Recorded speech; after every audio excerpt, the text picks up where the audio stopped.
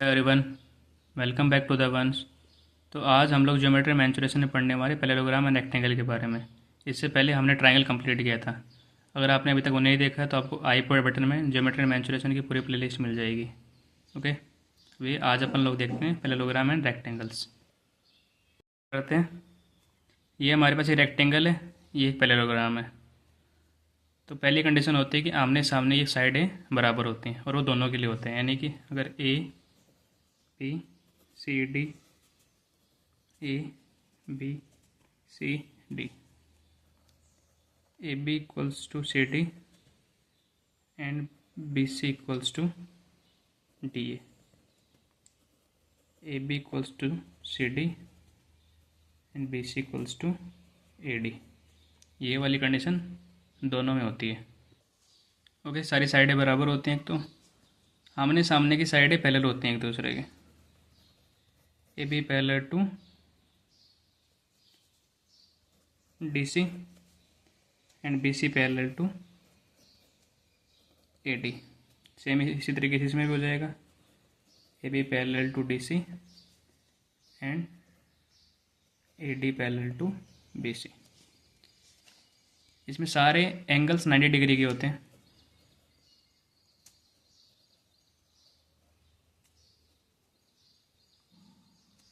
इस वाले में आमने सामने के एंगल्स बराबर होते हैं। इसमें सारे ही बराबर होते हैं, इसमें सिर्फ आमने सामने के बराबर होते हैं। इक्वल्स टू एंगल सी हो जाएगा, ये वाला और ये वाला। Angle B equals to angle D हो जाएगा। और पास पास वाले एंगल्स का सम 180 डिग्री होता है। यानी पास पास angle A plus angle B equals to 180। ये वाली इसमें भी होती है, लेकिन इसमें 90 अपने को पता ही होता है, तो अपने आप 180 हो जाएगा। इस वाले में 180 कैसे आया? अपने ट्राइंगल में पढ़ा था, अगर कोई दो साइड्स पैरेलल हैं तो एक एक लाइन उनको काट रही है, तो अंदर बने हुए दोनों एंगल्स का सम 90 डिग्री होता है। तो angle A plus angle B equals to 180। इस तरह angle B plus angle C equals to 180, angle C plus angle D equals to 180, angle D plus angle A equals to 180। Okay, इसमें next अपन मान लो अपन ने दोनों के डायगनल्स बना दिए। ए सी एक डायगनल हो गया और बी डी एक डायगनल हो गया पैरेललोग्राम का। इसी तरह से रेक्टेंगल में भी हो गया। ये एक पॉइंट पे काट रहे हैं। रेक्टेंगल में अपन बोल सकते हैं कि दोनों डायगनल्स बराबर होते हैं, पर इसमें दोनों डायगनल्स बराबर नहीं होते हैं। फिर एक कंडीशन होती है दोनों के अंदर कि जो ये ओ पॉइंट होता है, ये दोनों लाइंस को बराबर भाग में काटता है, आमने सामने वाले को। तो ये दोनों बराबर है, तो ये वाला पार्ट और ये वाला पार्ट ही बराबर हो जाएगा। तो इसको एक बार के लिए अपन ओ बोल देते हैं। तो इसमें अपन लिख सकते हैं A O is equals to O C equals to O B equals to O D. लेकिन इस वाले में अगर ये दोनों बराबर नहीं है तो सिर्फ आमने सामने के जो पार्ट है वही बराबर होंगे। यानी A O equals to O C and O B equals to O D.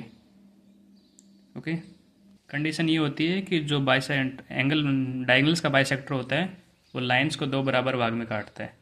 तो इस वाले में दोनों एंगल बराबर, दोनों डायगनल बराबर थे, तो उनके ये वाला और ये वाला बराबर हो गया। लेकिन इसमें जब ये दोनों बराबर नहीं थे, सिर्फ जो आमने सामने के थे वही बराबर हुए। ओके, नेक्स्ट डायगनल्स के बेस पे अपने पास है कि जब डायगनल को इसी ओ पॉइंट पे काट रहे हो तो जो चार एरिया बनते हैं ट्रायंगल्स के,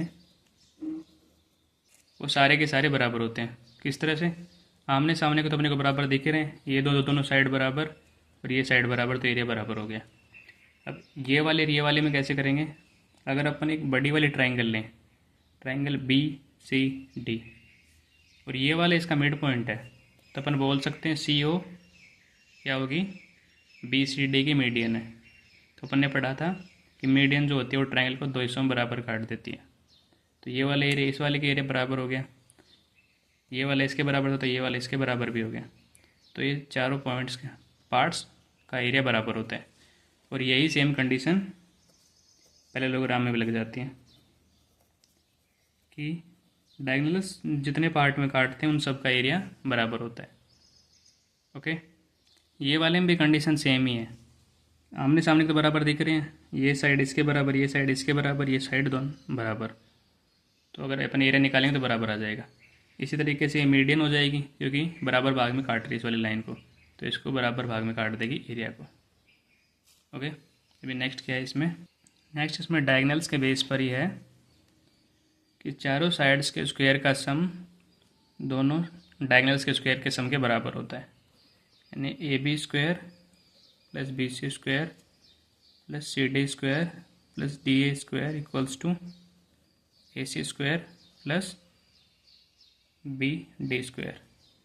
और ये वाली प्रॉपर्टी दोनों में लगती है, इस वाले में भी सेम लग जाएगी, यानी पैरेललोग्राम में भी A B square plus B C square plus C D square plus D A square equals to A C square plus B D square. अभी आया कैसे,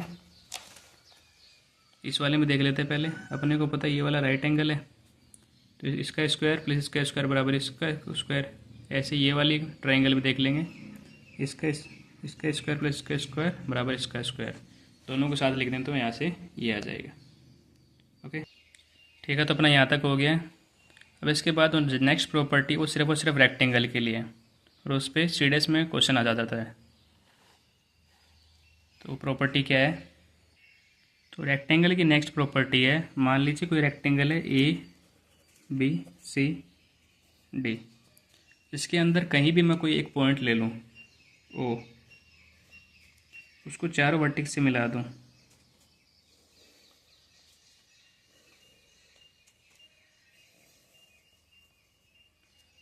तो आमने सामने वाले वर्टेक्स का के स्क्वायर का सम दूसरे आमने सामने वाले वर्टेक्स के स्क्वायर के सम के बराबर होगा, यानी कि ओ ए का स्क्वायर प्लस ओ सी का square equals to O B का स्क्वायर प्लस ओ डी का स्क्वायर। रेक्टेंगल की सिर्फ एक ही ये प्रॉपर्टी है जो आपको याद रखनी है कि पूरे ट्रायंगल के अंदर, पूरे रेक्टेंगल के अंदर अपन कोई भी एक पॉइंट ले लें और उसको चारों वर्टेक्स से मिला दें, तो आमने सामने वाले वर्टेक्स के स्क्वायर का सम दूसरे आमने सामने वाले वर्टेक्स के स्क्वायर के सम के बराबर होता है। ओके, तो ये जो ओ पॉइंट है ये पूरे ट्रायंगल में कहीं, पूरे रेक्टेंगल में कहीं भी हो सकता है, बार बार ट्रायंगल आ रहा है, पूरे रेक्टेंगल में कहीं भी हो सकता है। मान लो अगर यहाँ पर भी पड़ा होता ना तो फिर ये लाइन और ये लाइन ऐसे बनती, तो भी मान लो अगर ये पॉइंट यहाँ पे कोई पॉइंट है एच, इसको अपन ने इससे मिलाया, इससे मिलाया, इससे मिलाया और इससे मिलाया, तो एच ए प्लस का स्क्वायर प्लस एच सी का स्क्वायर प्लस एच बी का स्क्वायर प्लस एच डी का स्क्वायर, ये हमेशा की हमेशा एप्लीकेबल होगा। ओके, तो इसके बाद अपन लोग एरिया की बात कर लेते हैं। ये मान लेते हैं इसकी लेंथ एल है और ब्रेड्थ भी है, रेक्टेंगल का एरिया क्या हो जाएगा, लेंथ इंटू ब्रेड्थ। पेरीमीटर क्या हो जाएगा, ये प्लस ये प्लस ये प्लस ये, यानी एरिया हो जाएगा L plus B plus L plus B, यानी कि 2L plus 2B, so 2L plus B. Okay, अब थर्ड बात करेंगे डायगोनल की, जो कि आएगा पाइथागोरस थ्योरम से, स्क्वायर प्लस बी स्क्वायर। कैसे आया, अपन ने पढ़ा था अगर ये 90 डिग्री हो तो इन दोनों का सम इसके बराबर होता है, इन दोनों के स्क्वायर का सम इसके अंडर रूट के बराबर होता है, तो वहीं से आ गया, यानी कि डायगोनल का square is equal to L square plus B square, तो डायगोनल बराबर under root of L square plus B square. Okay, तो ये हो गया अपने रेक्टेंगल के बाद।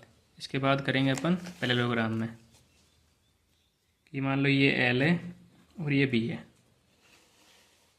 और ये इन दोनों के बीच का एंगल जो है वो है थीटा, तो एरिया ऑफ पैरेललोग्राम क्या होगा, एल बी साइन थीटा। और मान लो अगर अपने को ब्रेथ नहीं दी हुई हो और थीटा भी नहीं दिया हो और ये वाली हाइट दी हुई हो, तो पैरेललोग्राम का एरिया क्या हो जाएगा, एल एच।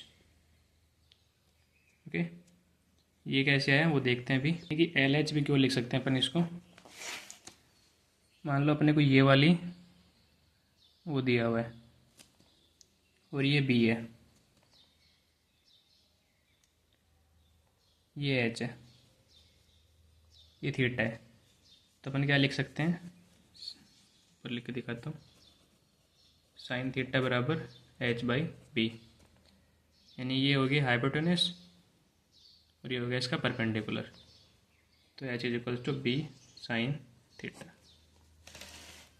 तो यहाँ पे बी साइन थीटा की जगह अपन एच लिख देंगे तो ये वाला फॉर्मूला आ जाएगा। यानी या तो अपने को हाइट और लेंथ दी हो या फिर हाइट ब्रेड्थ और उनके बीच का एंगल दिया हो, तो अपन इस वाले फॉर्मूले से निकाल सकते हैं। इसके बाद करते हैं पैरामीटर की बात।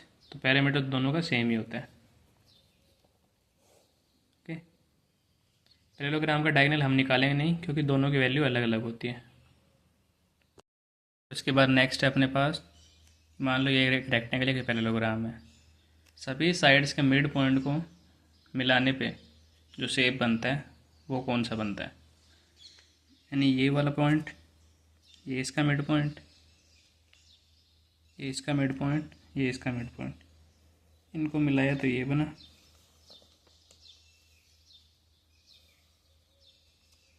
इस वाले में इसको इसको इसको और इसको मिलाया तो ये बना। तो ये कौन सी शेप बनी और ये कौन सी शेप बनी। तो जब अपन रेक्टेंगल्स के मिड पॉइंट को आपस में ज्वाइन करते हैं तो बनता है रोम्बस। रोम्बस क्या होता है वो अपन आगे देखेंगे। पैरेललोग्राम के मिड पॉइंट्स को ज्वाइन करते हैं तो एक पैरेललोग्राम में बनता है।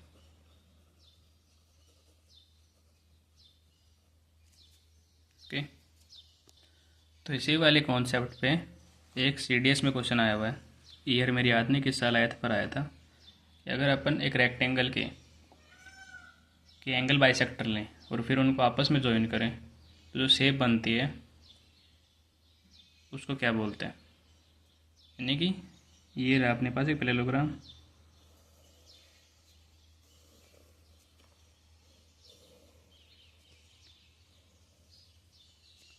इसके सभी एंगल का एंगल बाइसेक्टर।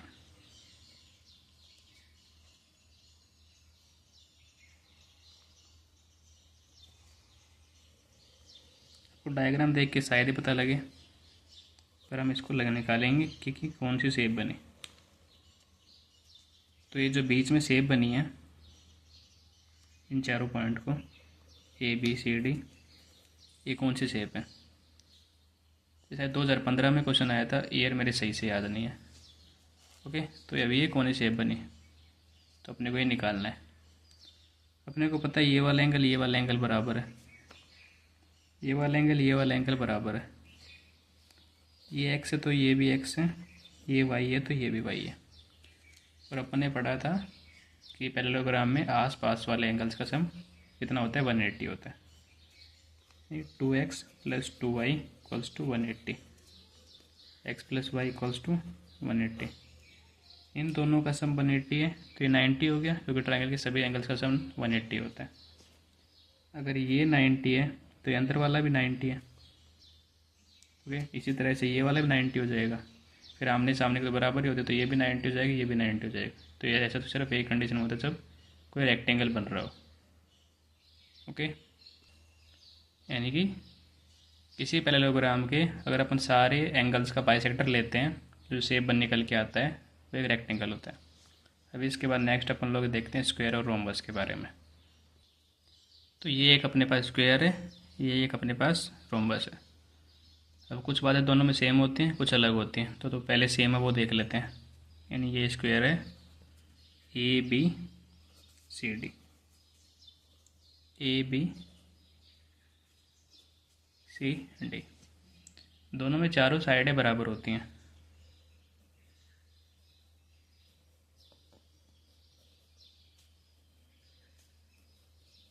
ये बात दोनों में होती है।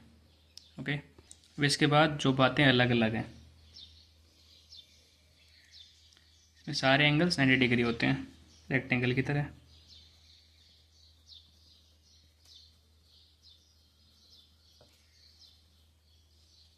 इसमें आमने सामने वाले एंगल बराबर होते हैं।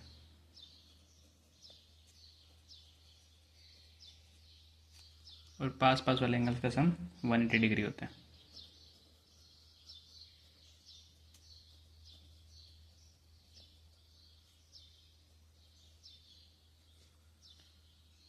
और इसमें अगर अपन इसके दोनों डायगोनल बनाएं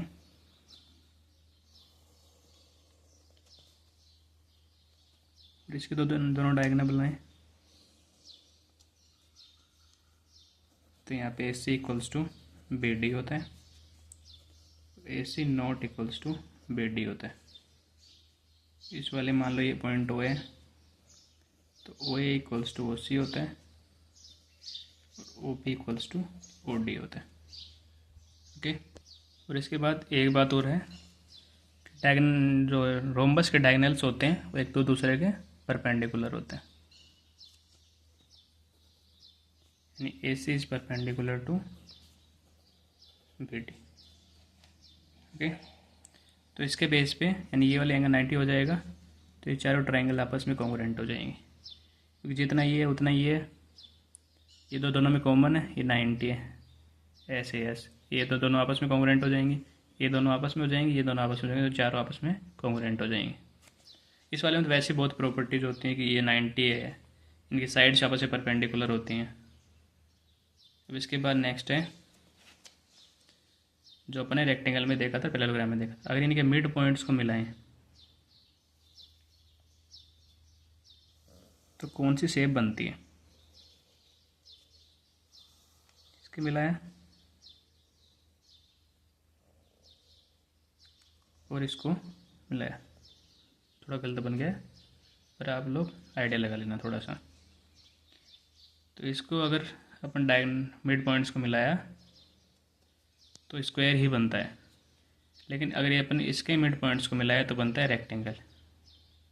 ओके, यानी स्क्वायर के मिड पॉइंट को ज्वाइन किया तो स्क्वायर ही मिला, रोम्बस के मिड पॉइंट को ज्वाइन किया तो रेक्टेंगल मिला। अपन ने देखा था कि रेक्टेंगल के मिड पॉइंट्स को ज्वाइन किया था तो रोम्बस मिला था, तो रोम्बस के मिड पॉइंट को रेक्टेंगल मिल रहा है, स्क्वायर के भी स्क्वायर है, पैरेललोग्राम पे पैरेललोग्राम ही है। ओके, अब नेक्स्ट बात करते हैं एरिया और पैरामीटर की। स्क्वायर की सारी साइडें बराबर होती हैं, तो मान लिया अपन ने एक बार के लिए कि साइड है, तो एरिया हो जाएगा A स्क्वायर, पैरामीटर हो जाएगा सारी साइड्स का सम यानी 4 है। डायगोनल निकालेंगे तो पाइथागोरस से निकल जाएगा A square plus A square 2A square, under root करेंगे तो आ जाएगा अंडर रूट 2A। ठीक है, अब रोम्बस की बात करेंगे तो रोम्बस का एरिया होता है हाफ D1 D2, ये दोनों डायगोनल्स का मल्टीप्लिकेशन का आधा। ये कैसे आया, अपने को पता है कि ये चारों साइडें बराबर हैं तो इन चारों का एरिया बराबर होगा, तो किसी भी के भी एक की एरिया को निकाले अगर अपन उसको 4 से मल्टीप्लाई कर दें तो वो रोम्बस का एरिया आ जाएगा। तो अपने को पता है कि ये पूरा D1 है,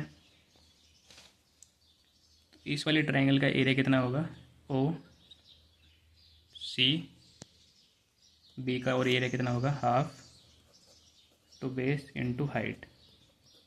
हाफ बेस कितना है D2/2, हाइट कितनी है D1/2, यानी कि कितना हो जाएगा 1/8 D1 D2।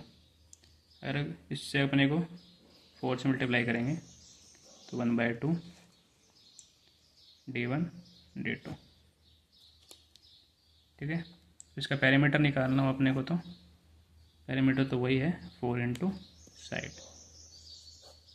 अगर अपने को D1 D2 दिया हुआ है तो इसका हाफ करके ये आ जाएगा, इसका हाफ दो ये वाला आ जाएगा, ये वाला आ जाएगा, उसके बेस पे ना ये वाली साइड निकाल लेंगे, पाइथागोरस थ्योरम निकाल लगा के फिर कर देंगे 4 इंटू साइड।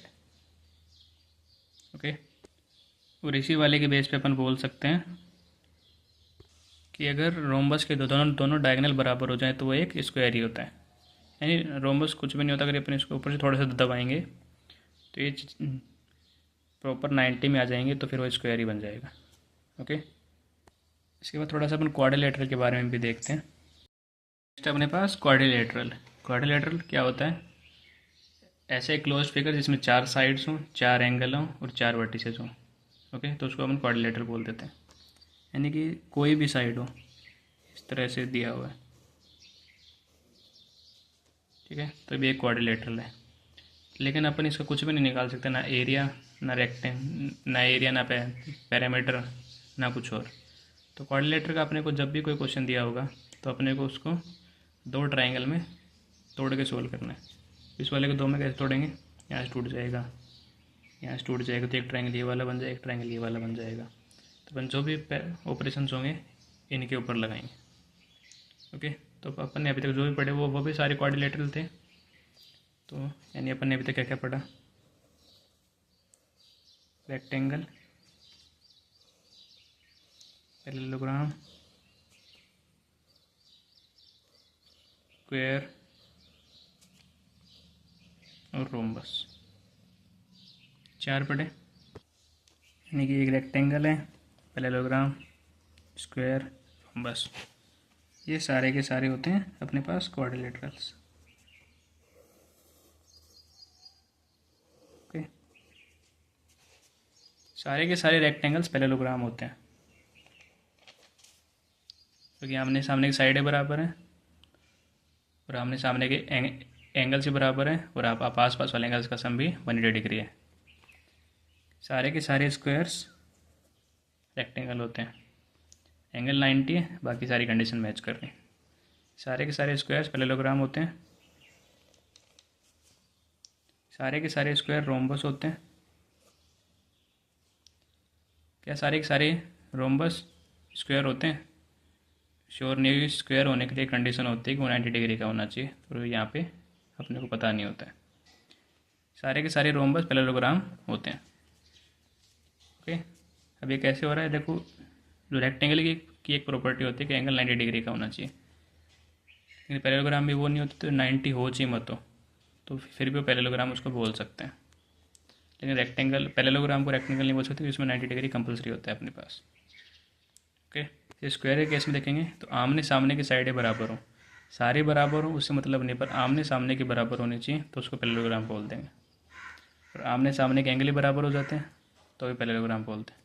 रोम्बस वाले में चारों साइडें बराबर हैं, इसलिए रोम्बस ही बोल सकते हैं स्क्वायर को।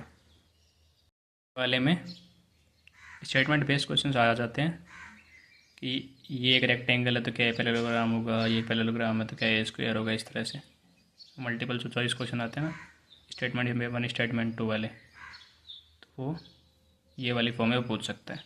तो इसके बाद इन पे अपन लोग अलग अलग तरह के क्वेश्चन ट्राई करते हैं। क्वाड्रिलेटरल पे आपको बहुत सारे क्वेश्चन देखने को मिलते हैं पेपर में। फिर इसी वाले पे अपने एक क्वेश्चन आया हुआ है CDS 2013 में, सेकंड पेपर में आया था। दो स्टेटमेंट दी हुई, बताना कौन कौन सही है। पहला स्टेटमेंट है the diagonal of parallelogram ABCD are perpendicular then ABCD may be a rhombus. हाँ, तो ये सही हो जाएगा, अपन थोड़ी देर पहले पढ़ा था कि अगर कोई रोम्बस होता है उसके डायगोनल्स आपस में परपेंडिकुलर होते हैं। ओके, तो इससे क्या है, क्योंकि रोम्बस होता तो एक तरह का पैरेललोग्राम ही है, बस सारी साइडें बराबर हो जाती हैं, इसलिए उसके डायगोनल भी परपेंडिकुलर हो जाते हैं। ओके, तो पहली स्टेटमेंट सही है। Second statement, if diagonals of a quadrilateral ABCD are equal and perpendicular then ABCD is square, ये भी सही है, क्योंकि अब अपन ने पढ़ा था कि जो स्क्वायर होता है वो होता है एक तरह का रेक्टेंगल ही है,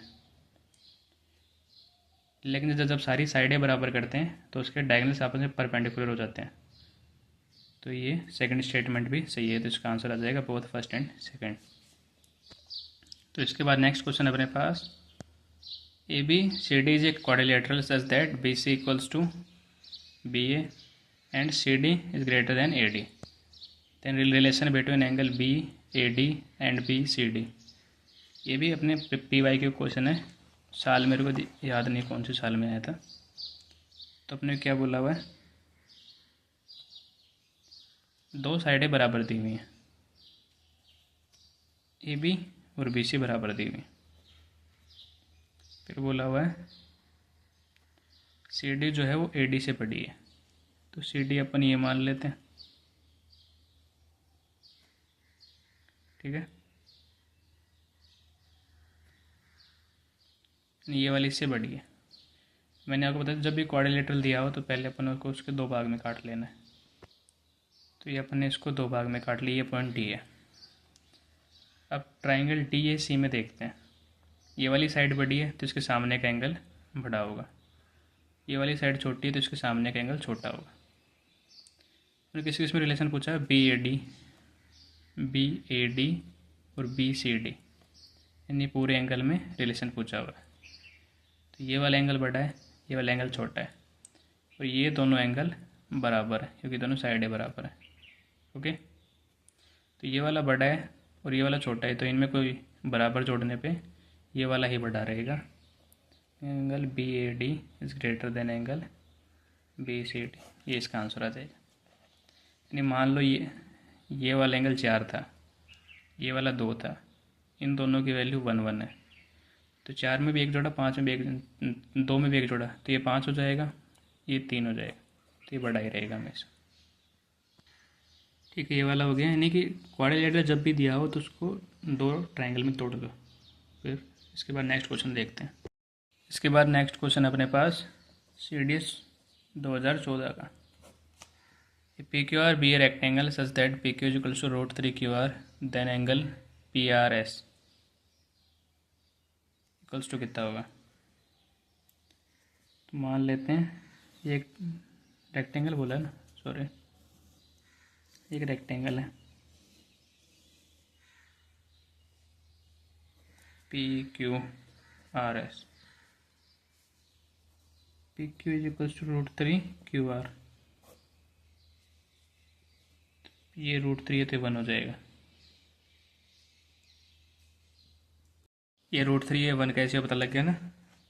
PQ बराबर √3 QR है, तो PQ बाई QR हो जाएगा √3/1, √3 इसकी वैल्यू, 1 इसकी वैल्यू, तो ये √3 है, 1 है। और ऐसे एंगल पूछा हुआ है PRS।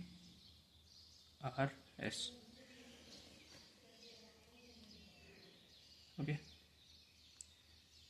PRS यानी कि ये वाला एंगल। तो अगर ये एंगल को हम अपन एक बार के लिए थीटा मान देते हैं, तो ये परपेंडिकुलर है इसका, ये बेस है, तो ये सामने परपेंडिकुलर है, ये बेस है, तो यहाँ पे लग जाएगा tan थीटा, √3/1। tan थीटा की वैल्यू √3/1 कब होती है, 60 डिग्री पे। ओके, इसका एंगल आ जाएगी ये 60। ओके, ये अपने को दिया हुआ था, तो tan थीटा की, तो बहुत ही आसान क्वेश्चन था। ये दोनों दिए हुए, तो अपन tan थीटा जो भी बन रहा है, अगर मान लो ये नहीं दिया होता, ये दिया होता, तो अपन कोस की हेल्प से निकाल लेते। ओके, इसके बाद नेक्स्ट क्वेश्चन देखते हैं अपन को सही सा। तो नेक्स्ट क्वेश्चन है अपने पास ABCD से parallelogram, let PQRS with the mid point of side AB BC CD DA। Okay, तो इसमें पैराग्राफ की फॉर्म में क्वेश्चन आया है। तो पहला क्वेश्चन है, area of triangle APS is less than area of triangle DSR if BD is less than AC। Second question, area of triangle ABC is 4 time area of triangle BQ। तो पहले अपने parallelogram बना लेते हैं।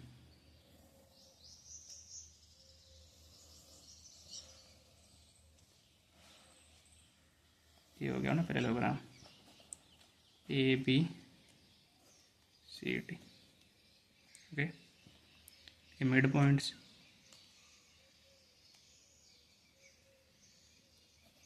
PQRS। तो अपन ने पढ़ा था कि पैरेललोग्राम के मिड पॉइंट्स को मिलाएंगे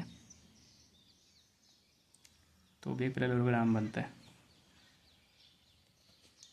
ठीक है, ये अपने को दिया हुआ है क्वेश्चन में। पहला क्वेश्चन है BD is less than AC, यानी जो BD डायगोनल है वो AC से छोटा है। तो पहले अपन डायगोनल बना लेते हैं दोनों।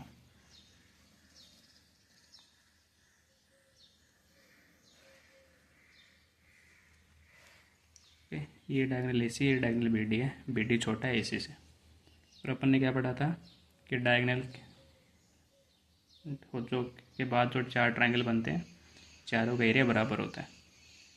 यानी अगर मान लो इस पॉइंट को अपन O मान लेते हैं एक बार के लिए, ODC, OAB, OCB, OD, ए का एरिया बराबर है। ये मिड पॉइंट है, दोनों इनको आपस में मिला देते हैं, मिला सकते हैं, तो ये भी यहीं से गुजरेगा। ठीक है, अब इससे होगा क्या, अपने से पूछा हुआ है पहले वाले में APS, तो अपने को इस वाले ट्रायंगल में और इस वाले ट्रायंगल के एरिया में रिलेशन बताना है। अपन देख सकते हैं यहाँ पे कि ये वाला भी तो एक पैरेललोग्राम बन रहा है SOPA, और ये दोनों इसका डायगोनल है, तो ये वाले का ये वाले का ये वाले का ये वाले का एरिया सेम होगा।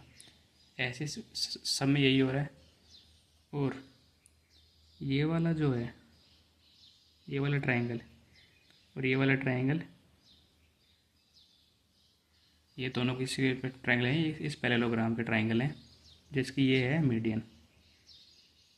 ओके, तो ये वाला एरिया और ये वाला एरिया बराबर हो जाए, तो ये वाला बराबर है, ये वाला इसके बराबर है, तो इसके बेस से अपन कह सकते हैं कि सारे के 16 जो ट्रायंगल बने हुए हैं इन सभी का एरिया बराबर होगा। सिर्फ वो प्रॉपर्टी अपनी पढ़ी थी कि डायगोनल जो होता है वो ट्रायंगल यानी पैरेललोग्राम को 4 इक्वल पार्ट्स में काट देता है। ओके, अब पहला क्वेश्चन है APS is less than DSR। APS कितने ट्रायंगल आ रहे हैं इसमें, 2। DSR कितने ट्रायंगल आ रहे हैं, 2, तो फिर दोनों का एरिया बराबर हो जाएगा। लेकिन इसमें लेस देन दिया हुआ है, इस वाले का कोई भी मतलब नहीं है, ये दे चाहे ना दे आंसर सेम ही आएगा। इसमें 2 ट्रायंगल, इसमें 2 ट्रायंगल हैं, तो दोनों का एरिया बराबर है, तो पहले वाला गलत हो जाएगा। दूसरे वाला है एरिया ऑफ ट्रायंगल ABC, ये बड़े वाला ट्रायंगल इस 4 times area of triangle BPQ। BPQ में कितने ट्रायंगल हैं, 2। ओके, और ABC में कितने ट्रायंगल है, 1 2 3 4 2 3 4 5 6 7 और 8। ओके, 1 2 3 4 5 6 7 8, 8 है। इसमें कितने थे, 2, 4 गुना हो जाएगा इसका एरिया, तो सेकंड वाला बिल्कुल सही है। अब तुम BPQ के बेस से मत देखो, BPQ का हाफ करो। ये वाला एरिया अपने को पता है, ये वाला पूरा 16 है, तो आधा कितना हो जाएगा, 8। ये वाला 8 है, तो इसका डबल कर देंगे तो कितना हो जाएगा, 4। ठीक है, तो सेकंड वाला ऑप्शन सही है। तो अपने को बस इसमें ये वाली प्रॉपर्टी ध्यान रखनी है कि जो डायगोनल खींचते हैं अपन, तो जहाँ पे वो बाय इंटरसेक्ट करते हैं, तो वहाँ से जो 4 ट्रायंगल बनते हैं, चारों का एरिया बराबर होता है।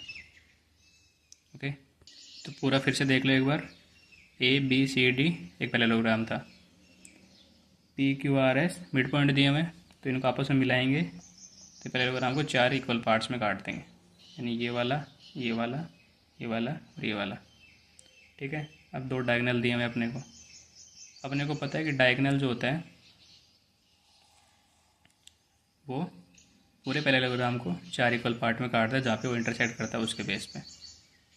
ठीक है, अब अपने पास ये भी तो पैरेललोग्राम बन रहा है, ये साइड इसके पैरेलल है, ये साइड इसके पैरेलल है, और ये इसका डायगोनल भी है। तो अगर अपन यहाँ से डायगोनल खींच दे, जो कि अपने को क्वेश्चन में क्योंकि APS पूछा हुआ है, तो ये चारों का एरिया बराबर हो जाएगा।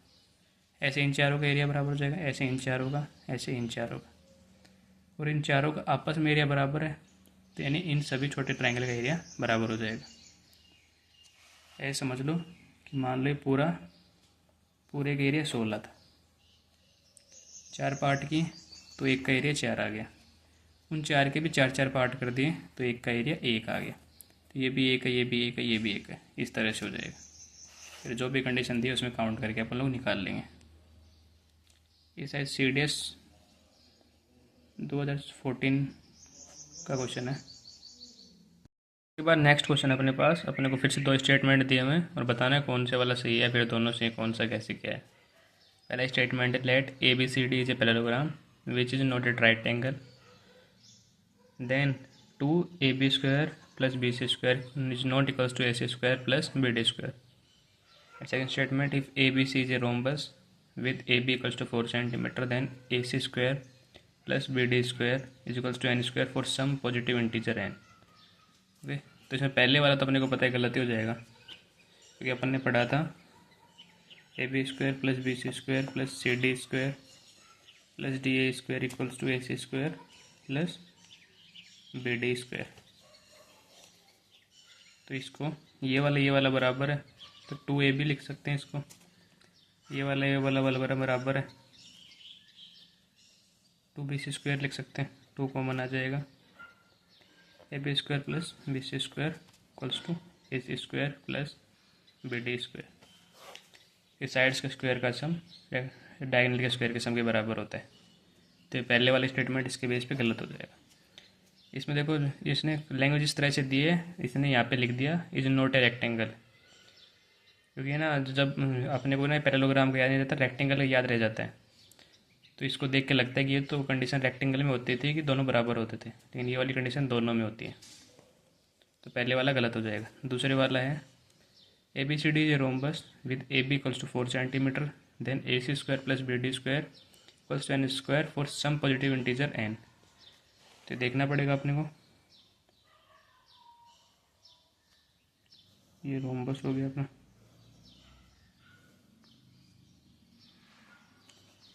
ए बी सी डी, इसमें ए सी की और बी डी के डायगोनल्स की बात की गई है और पूछा गया है A C square plus B D square equals to N cube, और अपने को ए बी की वैल्यू दी गई, यानी साइड की वैल्यू दी गई है, साइड की वैल्यू दी गई है और डायगोनल के उसमें आंसर दिया हुआ है। तो अपन इस पॉइंट पे एक बार के लिए वो मान लेते हैं। तो इसी को 2AO लिख सकते हैं, 2AO का स्क्वायर। BO लिख सकते हैं BD को, 2BU का square equals to N cube. इसमें क्यों लिखा, क्योंकि अपने को वैल्यू सिर्फ इसी की दी हुई है, तो अपने को किसी भी तरह से ये वाले में वैल्यू लेके आनी है। ओके, यहाँ से 4 कॉमन आ जाएगा, AO square plus BO square equals to N cube. अगर इसको सोल्व करेंगे तो ये 90 है, तो इन दोनों के स्क्वायर का सम इसके बराबर होगा 4 AB square equals to N cube.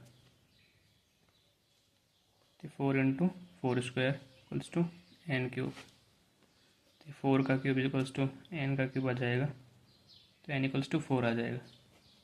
तो ऐसा पॉसिबल है कि अगर ए बी की वैल्यू 4 दी हुई हो तो ए सी प्लस बी डी का स्क्वायर एन क्यूब के फॉर्म में आ जाए, अगर कोई एन एक इंटीजर हो तो।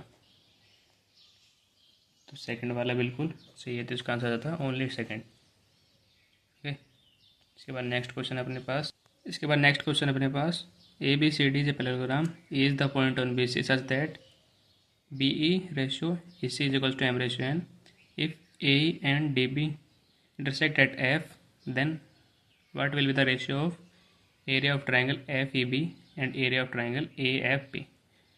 इस वाले क्वेश्चन में अपने पास 4 ऑप्शन दिए हुए हैं, तो अपने को पूरा सोल्व नहीं करना है, ऑप्शंस के बेस पर ही आंसर बता देना है। कैसे, ये मान ले पैरेललोग्राम है ए बी सी डी, यहाँ पे कोई पॉइंट है ई। ओके,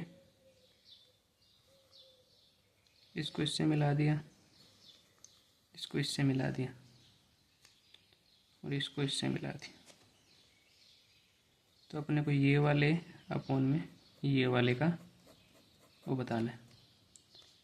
तो अपने को इससे में देखने से ही पता लग रहा है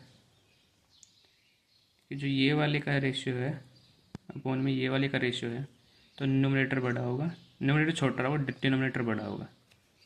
तो अपन इसको एक बार के लिए मिड पॉइंट मान लेते हैं, तो 1:1 हो गया। अब ऑप्शंस में आते हैं, m/n 1/1,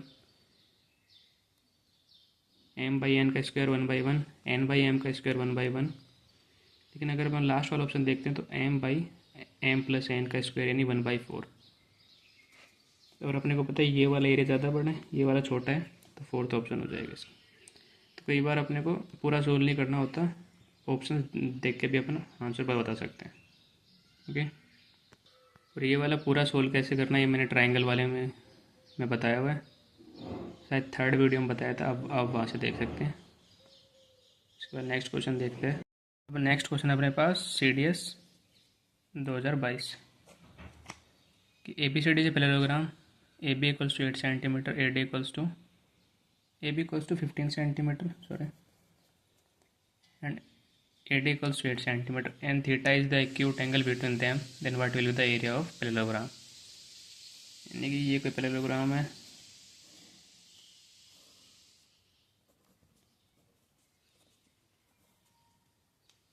तो AB कितना है 15, AD कितना है 8, ये थीटा है, तो अपन ने क्या पढ़ा था LB sin थीटा, यानी कि 120 sin थीटा। ओके, तो इतने आसान क्वेश्चन भी आ जाते हैं अपने से।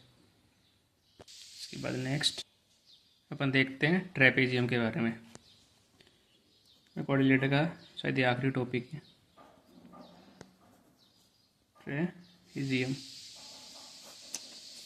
ओके, तो ट्रेपेजियम में क्या होता है कि जब दो साइडें आपस में पैरेलल हो और बाकी दो साइड पैरेलल ना हो, तो ट्रेपेजियम में अपन दो तरह के पढ़ेंगे, एक तो नॉर्मल वाला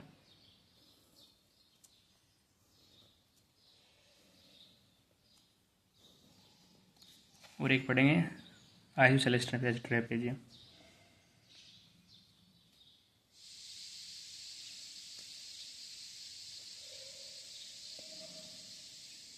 यानी कि जिसमें जो पैरेलल साइड नहीं है वो एक दूसरे के बराबर हो।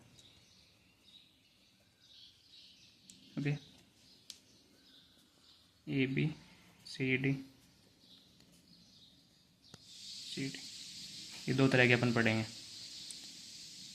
तो पूरे ट्रेपेजियम में सिर्फ एक ही प्रॉपर्टी होती है कि हम ये दोनों साइडें पैरेलल होती हैं, इसके अलावा इसकी कोई प्रॉपर्टी नहीं होती कि कहीं पे डायगोनल्स काट रहे हैं, कहीं पे एंगल उंगल कुछ भी नहीं होता, सिर्फ एक ही प्रॉपर्टी होती है कि ये वाला और ये वाला बराबर होते हैं। इस वाले में कुछ होती हैं जैसे कि AD इक्वल्स टू BC, अगर ये दोनों बराबर तो इनके आमने सामने एंगल ही बराबर होंगे। Angle A equals to angle B, angle D equals to angle C, और ये दोनों बराबर हैं, ये पैरेलल हैं, तो angle A plus angle D का सम कितना होगा 180 डिग्री। तो अपन इसमें क्या क्या देखा कि आपने सामने की साइड्स पैरेलल होती हैं, बची हुई दोनों बराबर होती हैं, तो एंगल्स बराबर होते हैं और दोनों आसपास वाले एंगल्स का सम 180 डिग्री होगा। ये वाली कंडीशन इसमें भी लगेगी, angle A plus angle D equals to 180, क्योंकि मैंने आपको बताया था कि जब दो लाइनें पैरेलल हो और एक तिरछी लाइन काट रही है तो उन दोनों का सम कितना होता है 180 डिग्री होता है। अब मान लो इस पे अपन दो मिड पॉइंट ले लेते हैं इन दोनों साइड्स के, यानी AD का मिड पॉइंट और BC का मिड पॉइंट, इसको E मान लिया, इसको F, इस पर क्वेश्चन आया हुआ है और इन दोनों को ज्वाइन कर दिया। तो अपने से ये पूछ ले EF की लेंथ कितनी होती है। जब अपने को EF की लेंथ निकालनी हो तो कुछ भी नहीं करना है, जो अपने को दो पैरेलल साइड्स दी हुई हैं उनका ले लेना है अपने को एवरेज, यानी कि EF equals to AB plus DC by 2। मान लीजिए दी हुई है 10, ये 6, तो ये अपने आप ही 8 हो जाएगी, और ये वाली कंडीशन दोनों में लगेगी, चाहे इसका निकालना हो चाहे इसका निकालना हो, ये दोनों होते तो एक ही हैं, बस इसमें ये वाली कंडीशन एक थोड़ी दोनों बराबर होते हैं तो एक दो कंडीशन फालतू लग जाती है, बाकी होता तो ये ट्रेपेजियम में, वो तो नाम लिखने के लिए लिख दिया मैंने कि दो साइडें बराबर है, तो आप याद रख लो कि आइसोसेलेस होता है। ओके, अब इसी वाले में अपने पे एक और होता है कि मान लो अपने को डायगनल्स के मिड पॉइंट को अपन ज्वाइन करें, फिर उसकी लेंथ पूछी हो, यानी कि दो डायगनल बनेंगे इसके, एक AC और एक DB। मान लो AC का मिड पॉइंट ये है कोई M, डी बी का मिड पॉइंट ये कोई एन, और अपन इन दोनों को ज्वाइन कर दें और अपने से फिर एम एन की वैल्यू पूछिए। तो अब पिछली बार अपने सम किया था, इस बार डिफरेंस कर देंगे तो वो डायगनल्स के मिड पॉइंट की लेंथ आ जाएगी। और ये वाली प्रॉपर्टी भी दोनों में लगेगी, इसमें भी इसमें भी। इसकी जितनी प्रॉपर्टी हैं वो सारी इसमें लगेंगी, पर इसकी कुछ प्रॉपर्टीज हैं जो इसमें नहीं लगेंगी। ओके, तो इसके बाद हाँ, इस वाले में कुछ कंडीशंस और होती हैं, जैसे इसके दोनों डायगोनल बराबर होते हैं। ठीक है, और ये काटते कोई भी एक पॉइंट पे हैं। तो जो ये सामने बराबर साइड के पास पास वाले ट्रायंगल होते हैं, ये एक दूसरे के कॉन्ग्रुएंट होते हैं। Triangle A O D congruent triangle B O C. कैसे? ये वाली साइड इस वाली साइड के बराबर है, मैंने आपको बताया था कि जो डायगोनल का पॉइंट होता है वो बराबर में काट देता है। ये वाली इस वाली के बराबर है और ये तो बराबर दी हुई है, या तो इस तरह से हो जाएगा, फिर ये वाला एंगल इसके बराबर है तो ऐसे ऐसे हो जाएगा। और जो ये बची हुई दोनों ट्रायंगल हैं ये आपस में होती हैं सिमिलर।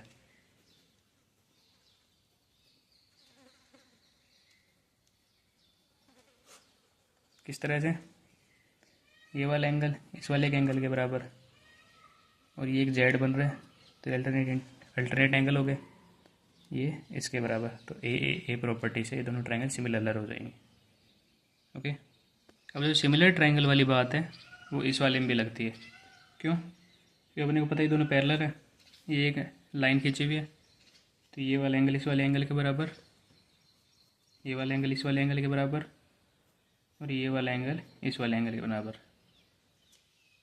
तो इस पर डायरेक्ट क्वेश्चन आ जाते हैं कि मान लो ये वाली साइड 10 है और ये वाली साइड 5 है।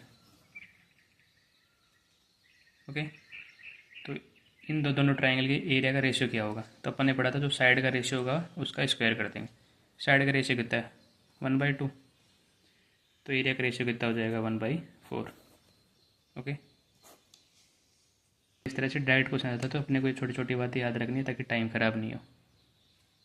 इसके बाद नेक्स्ट देखते हैं, तो इसमें नेक्स्ट है अपने पास इन दोनों का एरिया।